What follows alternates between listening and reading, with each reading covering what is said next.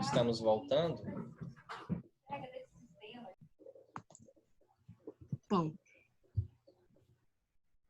Vamos dar continuidade à segunda parte da nossa aula sobre Tio, Esparta. eu tenho uma dúvida. Pode perguntar, Manu. Aqui tá falando como era a criação dos homens. Sim. Mas como era a criação das mulheres desde criança? Interessante. Você acredita que as mulheres também recebiam treinamento militar? Tá? Por quê? Não sabia, não?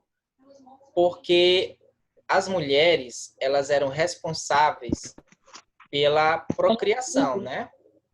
Então, elas deveriam ser saudáveis para dar bons filhos saudáveis para Esparta. Tá? Entende? Então, por isso que as mulheres também recebiam treinamento.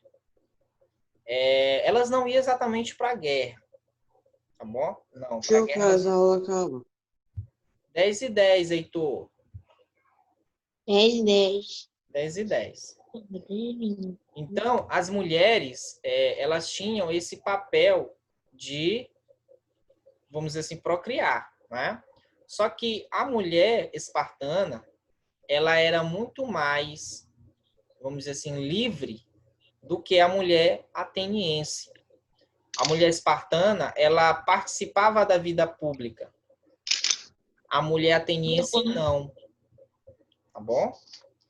Nesse sentido, a gente pode dizer que em Esparta havia uma tolerância maior para com o papel da mulher. Certo? Tá cortando para todo mundo? Não? Vocês estão conseguindo me ouvir normalmente? Sim? Sim, tio. Sim, né? Então, a mulher espartana, inclusive em algumas imagens que se tem na época, a partir de vasos, elas eram pelo menos representadas assim, musculosas, fortes. Entende? Até mesmo a Helena, que era mulher de Menelau, né, que foi aí a personagem da Guerra de Troia, ela é representada como uma mulher forte, porque Menelau era de Esparta, né? Então, esse papel do gênero feminino dentro da sociedade espartana era mais tranquilo, vamos dizer assim, né? A mulher tinha muito mais independência do que em Atenas, onde a mulher era restrita ao lar e não participava da vida pública, tá bom? Então, ela recebia, sim, um certo treinamento militar. A gente vai ver isso já já, tá bom? Deixa eu compartilhar novamente com vocês o nosso slide que nós estávamos trabalhando.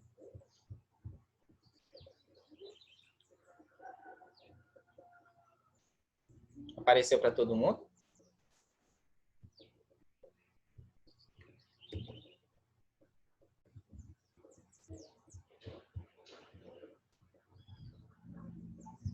Alô? Apareceu. Tá cortando um pouquinho aqui. Estão conseguindo ver? Sim? É minha conexão que tá ruim hoje. Então, olha só. Deixa eu passar aqui. Por que é importante saber sobre Esparta e Atenas? Né? Por que é importante estudar esse assunto? Né? Muitas vezes a gente vê esse assunto no livro e diz assim, isso está muito distante de mim, é um passado longínquo. Isso não tem nada a ver com minha vida cotidiana de entrar no meu celular, ir no shopping, comer arroz com feijão ou uma pizza num shopping qualquer. Não tem nada a ver com as praias de São Luís. Por que eu vou estudar isso aí? Né? Então, quando a gente estuda, né, a gente percebe, quando a gente estuda essas duas civilizações, a gente percebe que elas foram modelos tanto para as polis gregas, mas também elas se tornaram modelos para a civilização ocidental. Então, a gente vai ver que características de Atenas e Esparta vão estar refletidas em países, em culturas do Ocidente. Tá? Isso é uma importância, né, que se dá para o estudo delas. A gente também entende que, quando a gente estuda as estruturas, por exemplo, estrutura política, social, cultural desses povos, que a gente coloca dentro desse, né, desse espaço homogêneo que chamamos de mundo grego, né?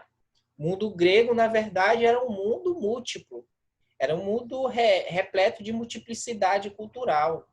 Então, existiam povos com diferentes costumes e tradições.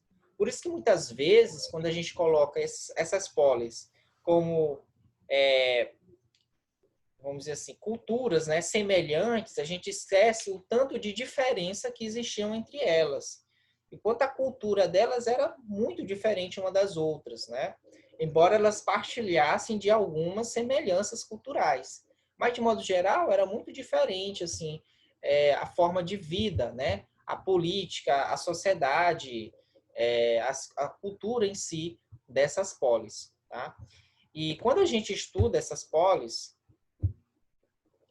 a gente compreende quais são os valores sociais que regem essas sociedades. E para que isso serve para a gente? No momento que a gente reflete os valores daquela sociedade com a nossa, a gente compreende os valores que, de certa forma, moldam a nossa educação, a nossa sociedade, a forma como nós nos organizamos, tá certo? Então, por isso que é importante a gente trabalhar o mundo grego, entender, estudar o mundo grego, para a gente compreender um pouco da nossa formação, um pouco da nossa cultura, tá bom? Então, a formação, a localização, por exemplo, de Esparta, que é o nosso tema hoje, né, mais Esparta, a gente vai ver que eles estavam localizados nessa região que nós chamamos de Peloponeso. Onde é que fica a região do Peloponeso, professor? É essa parte aqui que parece uma mão. Não sei se vocês estão conseguindo enxergar, né? Parece uma mão assim no mar, tá? Isso aqui nós chamamos de Peloponeso. Era uma região muito montanhosa. Então a cidade ela ficava numa região que não tinha saída para o litoral, porque era uma região de montanhas, tá bom? Aqui formou-se a sociedade espartana, enquanto os gregos estão nessa parte aqui continental, né? Os espartanos estão aqui na região que chamamos de Peloponeso, certo? A origem dos espartanos está ligada à invasão dos dórios nessa região. E aí, quando os dórios chegaram aqui, eles dominaram, né, as populações que aqui viviam, submeteram elas, né, ao seu domínio e passaram a construir a polis aqui nessa região, certo? Então, os dórios, os espartanos são descendentes diretos dos dórios, né? Esse povo indo-europeu aqui que invade, né, essa região e domina os povos que aqui estavam, tá bom? Então, assim forma-se a sociedade espartana, tá? Alguns aspectos dessa sociedade, né? A gente está vendo aqui, vamos dizer assim, a hierarquia, né, dessa sociedade. A gente tinha 3 grupos, basicamente. Os esparciatas, que era 5% da população, eles eram os ricos donos de escravos, controlavam os exércitos, né, e a política espartana. E eram descendentes diretos dos dórios, tá bom? Havia também os periecos, que eram homens livres e comerciantes artesãos, que não eram considerados cidadãos e não possuíam direitos em Esparta. Os periecos, eles eram descendentes de povos dominados, assim como os ilotas, que eram escravos e que trabalhavam para sustentar a elite espartana. No caso, os hoplitas, né, que eram um grupo mais seleto entre os esparciatas. Tá? Para a gente resumir um pouco dessa sociedade, a gente pode dizer que ela era desigual, tá? E hierárquica, porque as camadas sociais eram divididas, né, em uma forma hierárquica, ou seja, um em cima do outro, um após o outro, e nem todos tinham os mesmos direitos e deveres, tá bom? Por isso que a gente diz que é desigual e hierárquica. Era também estamental, Porque as camadas sociais eram definidas pela origem, não exatamente pela economia, tá bom?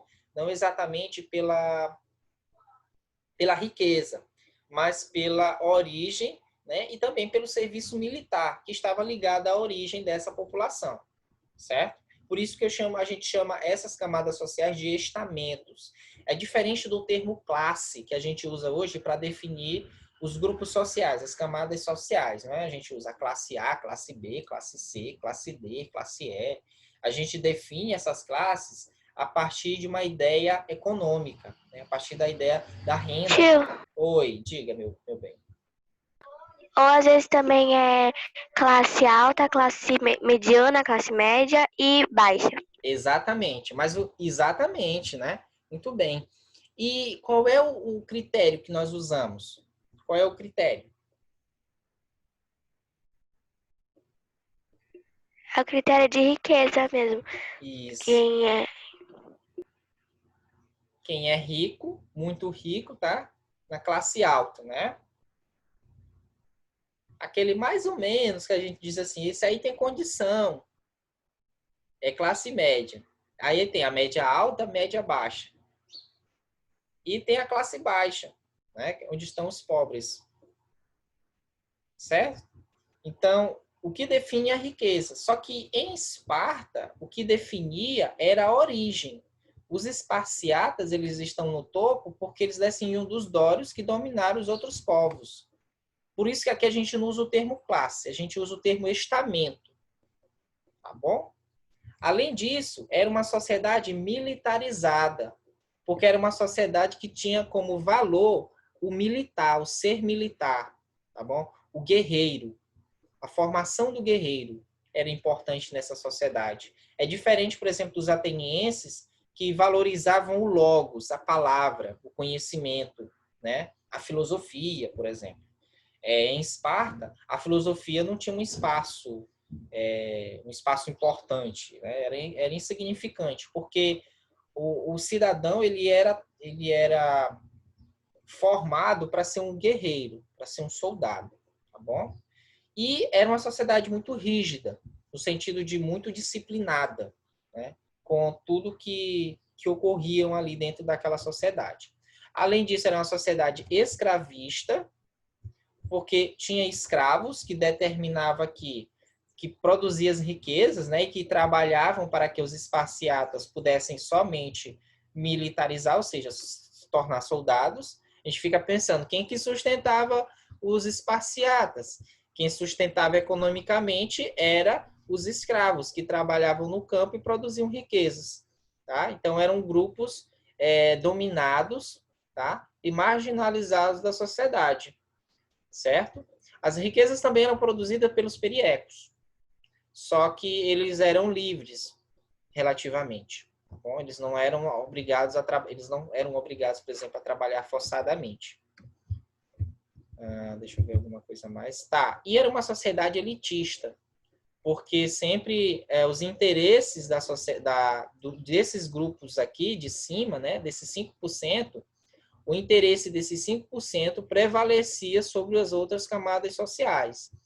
Então, nos organismos, nas instituições políticas, eram os interesses dos esparciatas que prevalecia sobre o resto da população.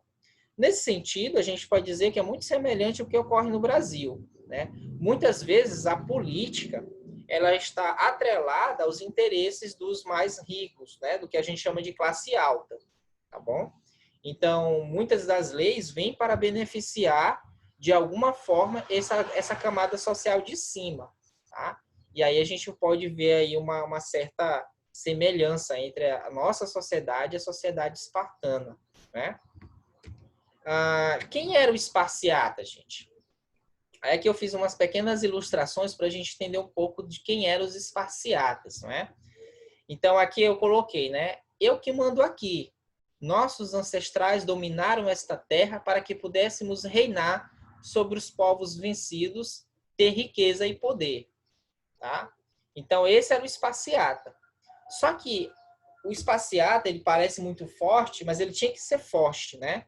Porque a rígida estrutura militar que eles construíram, ela foi motivada principalmente pela cultura guerreira dos dórios, né, os seus ancestrais, mas também porque eles estavam todo o tempo em perigo, uma vez que a população de periecos e ilotas era muito maior do que a população esparciata, né? Perceberam como é 5% da população é de esparciata? Quer dizer, era muito pequeno. Então, todo o tempo eles estavam cercados por esses grupos marginalizados que de vez em quando se rebelavam, né? E às vezes até mesmo dominavam os espartanos, que eram os esparciatas, tá bom? Então, eles tinham que ser fortes e bravos porque essa rígida estrutura militar ela servia para a manutenção dos povos dominados, compreende? Então, era a forma deles manter aquelas outras populações sob o seu domínio, tá bom? Esses eram os esparciatas.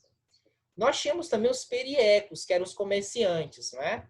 Então, embora dominados e relativamente livres, os periecos não eram tão conformados com o domínio esparciata. Por diversas vezes, eles se rebelavam, tá bom? E aqui eu trouxe essa ilustração, né, de como seria aí os periecos. Aí eu fiz um pequeno diálogo, né? Eu fico sempre imaginando o que nas fotos os personagens poderiam estar conversando, gesticulando, né? Então eu criei uma pequena conversação entre eles, né, para a gente tentar entender um pouco sobre de que forma eles conviviam naquela sociedade. Então, o primeiro sujeito disse: esses esparciatas se acham, né? É verdade, mas nós periecos é que somos os donos desta terra. Lembra que os periecos eram os descendentes dos povos dominados, né, que já habitavam aquela região antes da chegada dos dórios, tá? Nossa liberdade é restrita, pois não temos o direito de decidir sobre os destinos de nossa terra, né? É uma característica, né, da vivência perieca, porque eles não tinham direito, né, de participar da vida política da polis espartana, tá bom? Não podemos nos contentar com essa situação, seria a ideia de rebelião, né? Então, enquanto produzimos mercadorias com o nosso artesanato e comércio, eles ocupam os postos de comando e poder. Isso não pode ficar assim. Quer dizer, é uma sociedade, ou seja, um grupo, uma camada social dominada, que relativamente vive em liberdade, né? Muitas vezes atrelada aos espartanos, né? Aos esparciatas em si, mas que de vez em quando, por conta dessa falta de participação política, aproveitava, vamos dizer assim, as rebeliões... Essas salas do tio são criativas. Olha. Criativo? Isso aqui é uma representação que eu criei, mas vocês também podem criar de vocês, tá bom? Fazer esses tipos de textos assim com as imagens, desenhos, né? Tentar imaginar o que esses personagens criavam, tá bom? Então, o que eles falavam, né? O que eles conversavam. Então, aqui é só uma mera ilustração. Oi? Então, o que acontece aqui? A gente pode dizer que esses grupos aproveitavam muitas vezes as revoltas dos ilotas para dominar os esparciatas, tá? A diferença aqui é que eles não tinham treinamento militar, né? Diferente dos espartanos que tinham treinamento militar. Então, embora numerosos, eles tinham mais força porque eram treinados, né? E dominava essa população maior, certo? Aqui a gente tem os ilotas, né? Os ilotas, eles eram a maioria da população que vivia em Esparta e eles descendiam dos povos dominados pelos dórios. Povos que eram muito resistentes à dominação, tá? E provavelmente, por essa resistência, acabaram se tornando prisioneiros. Eles não, vamos dizer assim, eles não se contentaram com a dominação dória e eles continuavam, né, insistentemente se rebelando. Então, isso acabou fazendo com que eles se tornassem prisioneiros. Então, eles viviam como servos do Estado e dos esparciatas. Muitas vezes, os ilotas, eles eram brutalmente assassinados pelos espartanos. Não era crime, por exemplo, em Esparta, você matar um ilota. Tá? Não era considerado um crime. Então, muitas vezes, os soldados, o cidadão, o soldado espaciata, espartano, ele treinava assassinando, matando algum ilota, algum escravo. Era comum na sociedade espartana. Percebam aqui, gente, que a escravidão não está ligada à ideia de raça, tá bom? Ela também não está ligada à ideia de cor de pele. A escravidão aqui, ela tem a ver com a dominação de um povo sobre outro, certo? Então, o que determinava a escravidão dos ilotas é o fato deles serem dominados pelos dórios, né? Seus descendentes terem sido dominados pelos dórios. Somente isso. E aí, isso gerou o processo de escravidão. Mas como eles diferenciavam os ilotas dos espaciatas, né? Não, dos periecos, porque os periecos são aqueles que foram dominados pela guerra. E os ilotas são quais? Vamos explicar direitinho, assim, para ficar mais claro. Os periecos, eles também eram descendentes de povos que viviam na mesma região, né? Que foram dominados justamente pelos espaciatas, ou pelos dórios, melhor dizendo. Só que as populações, os povos periecos, né? Ou seja, o povo que descende os periecos, eles foram dominados, mas por alianças, tá? Eles não resistiram tanto à dominação dos espaciatas ou dos dórios. A gente pode até dizer que talvez eles tivessem feito algum tipo de aliança para viverem livremente, mas sem ter o domínio da região, tá? Então, por isso que eles eram livres e geralmente eram comerciantes, artesãos. Os ilotas, não. Eles eram descendentes de povos que eram contrários à dominação, que não se renderam.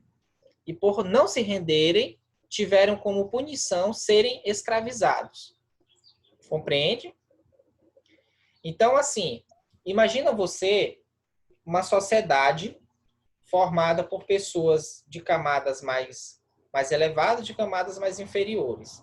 Geralmente, quando essa sociedade ela é dominada por um outro povo, as camadas que estão lá no topo, para não serem escravizadas, elas fazem alianças com os dominadores, certo? Elas se aliam a eles. E aí elas podem perder a autonomia política, mas elas continuam livres e vivendo a sua vida. Aqueles grupos que se rebelam e não aceitam esse tipo de situação, de domínio, é que são os escravizados.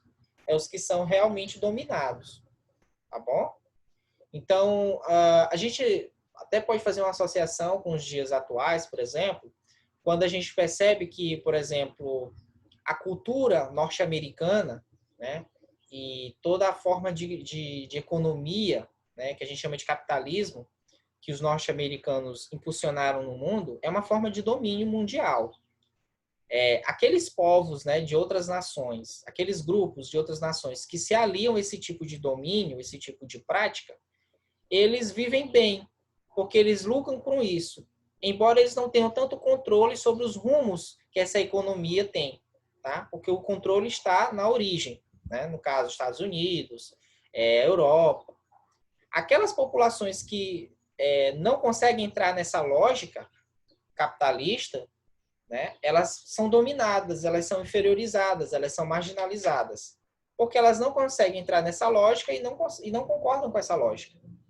Tá? É uma associação que a gente pode fazer com o tempo de lá com o tempo daqui, tá bom? Mas é justamente o fato dos descendentes dos ilotas não terem os ancestrais, não terem se conformado com a dominação dória é que levou ao aprisionamento dessa população. Aí eu criei aqui uma conversação entre esses dois personagens, né? Um mais conformado diz: nos orgulhamos em pertencer ao povo da terra, que lutou bravamente contra o domínio dório. Para que tanto orgulho e bravura? somos prisioneiros e servos, estamos à mercê dos esparciatas, né? E aí a gente vê um com orgulho mesmo na escravidão e outro já sem esperança, né, por conta da vida dura que levam enquanto servos, tá certo? E na verdade eles eram forçados ao trabalho, eles não tinham escolha. Tudo bem? Alguma dúvida até aqui, meninos e meninas?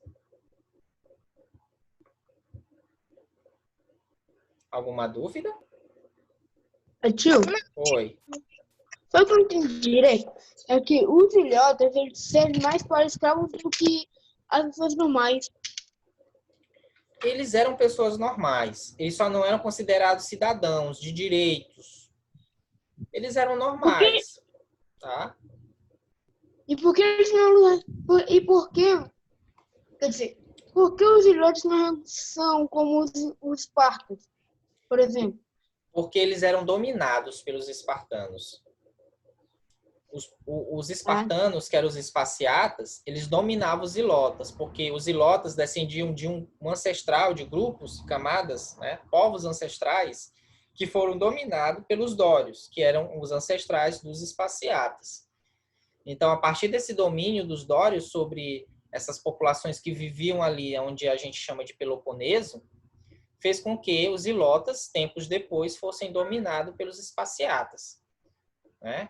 Eles eram dominados militarmente, tá bom? Embora eles se rebelassem, muitas vezes eles até conseguissem dominar por um certo tempo os esparciatas, por conta da rigidez esparciata, de ser os filhos criados na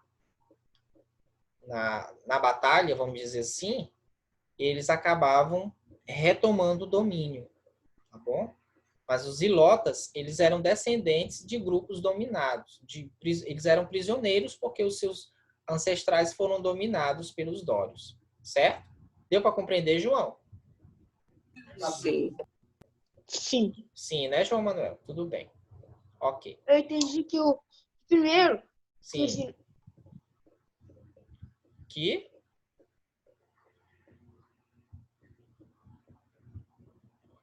Você cortou o áudio. Deixa eu ver se entendi. Entendeu, Os né? ilhotas foram dominados primeiro pelos dorianos, Pelos dórios. que eram ancestrais dos espartas. É como se fosse assim. Antigamente, na sociedade que vai se formar, os dórios invadiram a região. Aí eles dominaram os povos que viviam naquela região. Esses povos que viviam ali, eles eram os ancestrais dos ilotas e dos periecos.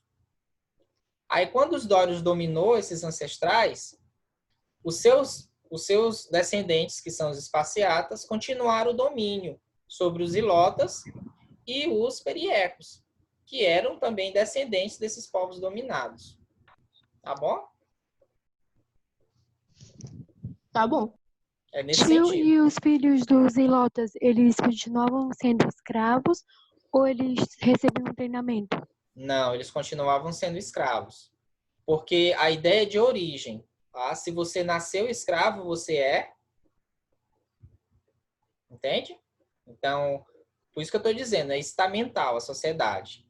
Então, se você nasceu, você será para sempre aquilo. A não ser que você saia dali, que você consiga fugir para uma outra região, e aí, numa outra região onde as pessoas não te conhecem, você pode ser outra coisa, né? Mas eu não sei se acontecia muito disso, tá bom? Mas nasceu perieco, perieco será. Nasceu ilota, ilota será, tá bom? Alguma outra dúvida? Não. Não, né? Então, a gente vai continuar. Tio, Oi, diga. e se os filhos dos esparciatas nascessem não sendo bons para a guerra, o que acontecia com eles? Aí, Maria Luísa, eles não tinham muito sucesso na vida, né? Digamos, eles não eram bons na guerra. A primeira guerra que acontecia, o que acontecia com eles? Eles eram Eles mortos. eram derrotados. Exatamente. Então, Mortos. eles eram mortos, né? Então, tinha que ser bom na guerra. Desde criança, você tinha que se destacar. Porque, primeiro, tinha os perigos daquele momento onde você era jogado para viver entre os lobos. Então, você tinha que se virar. Não era dado nem comida, você tinha que achar sua própria comida. Começava assim o treinamento da criança. Então, ali já havia uma espécie de seletividade. Compreende? Então, já ia fazendo uma seleção ali não natural, né? Uma seleção construída a partir dessas estruturas criadas por essa sociedade. Então, aqueles que chegavam à fase adulta se tornavam grandes soldados, eram realmente grandes soldados. E mesmo os mais fracos entre os grandes soldados morriam em batalha. Tá bom? Então, só os fortes dos fortes dos fortes, nesse sentido militar, conseguia se sobressair. Tá certo?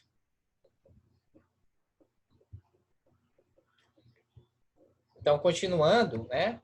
Aqui a gente tem ainda a figura do hoplita. Tá bom? Quem é o hoplita? Os hoplitas, eles eram soldados cidadãos. Entre os esparciatas, os hoplitas eram aqueles realmente que já tinham prestado serviço militar. Então, eles estavam vamos dizer assim, numa camada mais alta. Quer dizer, todos os outros que ainda não tinham terminado o seu serviço militar, eles eram esparciatas. Os hoplitas eram os que já tinham encerrado o serviço militar, né? Já tinham prestado serviço militar, e agora eles participavam vamos dizer, da política e do domínio da cidade. Aí eu fiz aqui uma brincadeirinha, né?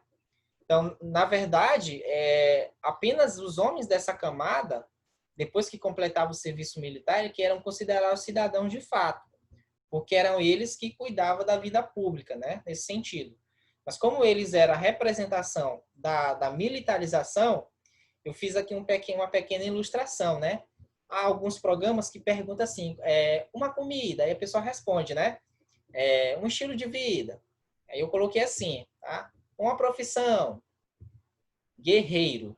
Era a profissão dos soldados de Esparta, né? Eu queria mostrar o vídeo para vocês de 300, porque tem uma parte muito emblemática, onde o rei Leônidas, discutindo com um outro comandante, né? Esparta! Isso, ele diz assim, espartanos, qual é a sua profissão? Eles, né? Quer dizer, eles eram soldados, né? Guerreiros, tá? Então, a profissão do espartano era ser guerreiro, soldado, tá? Um esporte favorito? Destruir o inimigo. Tá? Era o que eles buscavam, inclusive, vamos dizer assim, nos Jogos Olímpicos, né, onde os espartanos eles participavam, o objetivo era ganhar, vencer o inimigo. Tá? Resuma a sua vida em uma palavra: guerra. Tá? Seria o resumo, vamos dizer assim, da palavra, da vida do soldado espartano, a guerra.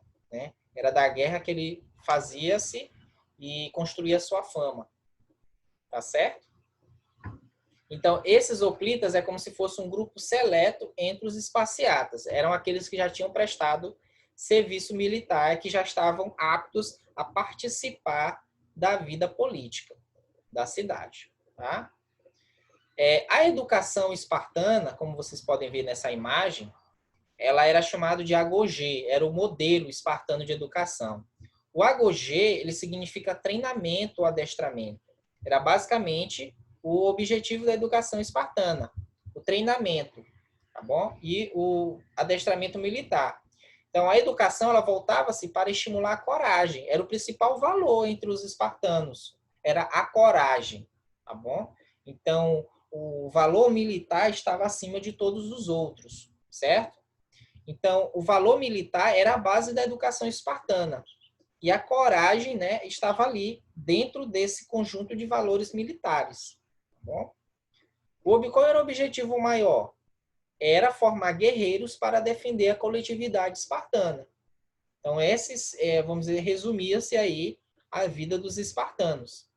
Então, a gente entende que o serviço militar era obrigatório. E aí ele estendia-se da infância à adolescência, como a gente já percebeu. Na verdade, até mais. Ele estendia-se até a fase adulta.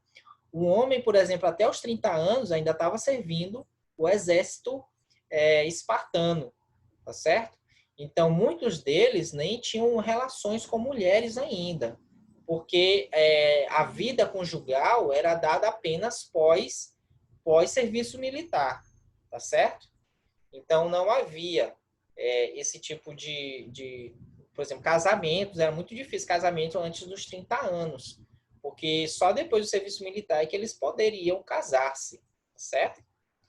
As mulheres também passavam pelo treinamento militar, como a gente já falou, e elas deveriam ser fortes, porque deveriam gerar filhos fortes, filhos saudáveis, que pudessem, vamos dizer assim, formar o exército de Esparta, tá? Então, aqui eu tenho essa imagem de Gadegas, de 1860, onde ele ilustra jovens espartanos exercitando-se, né? De um lado, homens e mulheres. Na verdade, era separado, tá? Eles não treinavam juntos, não. Certo?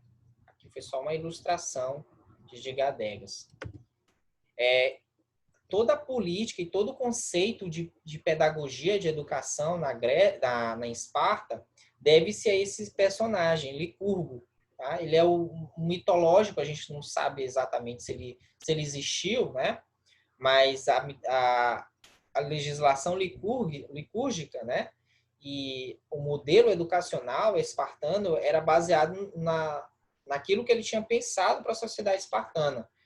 Então, um Dório, né? Ele pensou o seguinte, né?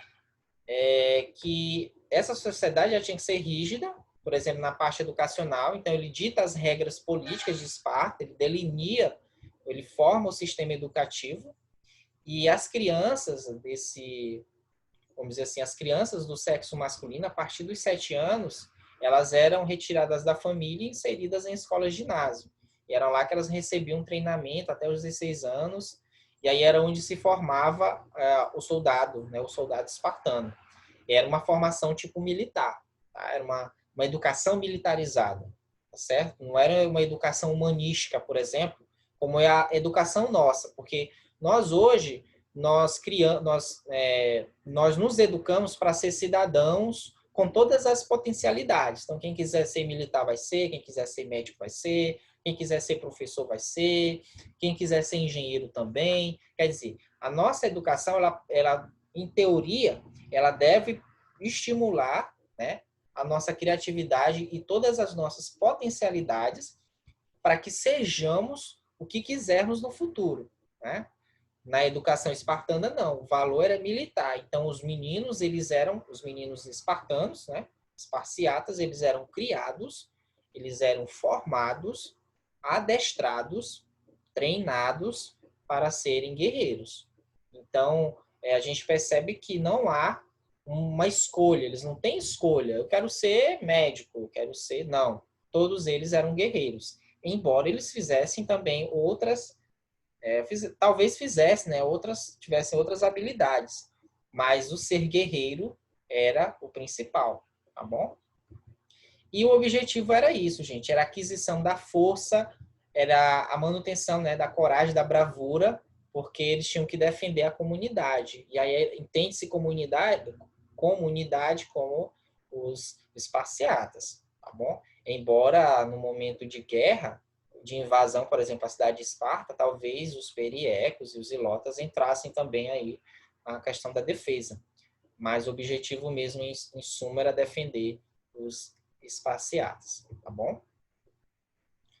Em relação à política, como é que será que vamos dizer assim, se desenhava a política deles? Então, os espartanos, né? A política espartana, ela era elitista e militar, porque o poder concentrava-se na mão dos hoplitas, tá certo? E predominava, vamos dizer assim, os interesses de um pequeno grupo, por isso que era oligárquica. A palavra oligarquia vem, né, da ideia de poder de poucos, ou poder na mão de poucos, tá? Esse era o sentido aí da palavra oligarquia. Eu vou interromper meu compartilhamento de tela, porque a nossa aula ela vai acabar agora. Eu quero que vocês voltem só para a gente terminar e ir encerrando nossa aula, tá bom? Deixa eu só tirar um print aqui de quem está nesse segundo momento conosco, tá bom? E aí voltem, por gentileza, para a gente encerrar esse momento.